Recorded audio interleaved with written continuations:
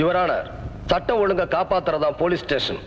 காப்பாத்த தவறுன இடம் போலீஸ் ஸ்டேஷனும் இல்ல, அங்கே காக்கி சட்டை போட்டவங்க போலீஸ்காரங்களும் இல்ல. இந்த நாட்டுல ஒரு பொண்ணு நடு ராத்திரியில தன்னந்தனியா பயம் இல்லாம என்னைக்கு நடமாட முடியுதோ அந்த நாள் தான் இந்தியாவுக்கு உண்மையான சுதந்திரம் கிடைச்ச நாள்னு மகாத்மா காந்தியை சொல்லி இருக்கார். அந்த சுதந்திரத்தை காப்பாற்ற முடியாத இடம் இந்த போலீஸ் ஸ்டேஷன். இந்த நாட்டுல பெண்கள் திருடர்களுக்கு பயப்படுறதை விட, அயோக்கியர்களுக்கு பயப்படுறதை விட, போலீஸ்காரங்களுக்கு பயப்படுற நிலைமையை உருவாக்குறவங்க உண்மையான போலீஸ்காரங்களா யுவர் ஆனர்? தேவையில்லாம பேசாதீங்க. நீங்க போலீஸ் அடிச்சீங்களா இல்லையா? கேட்ட கேள்விக்கு பதில். யாருக்கும் பயப்படாம அராஜகமா பகிரங்கமா நடு ரோட்ல பல பேர் பாக்குற போது துரத்தி துரத்தி கெடுக்க நினைச்ச ஒரு காக்கி சட்டை போட்ட ரவுடியை தான் நான் அடிச்சேன்.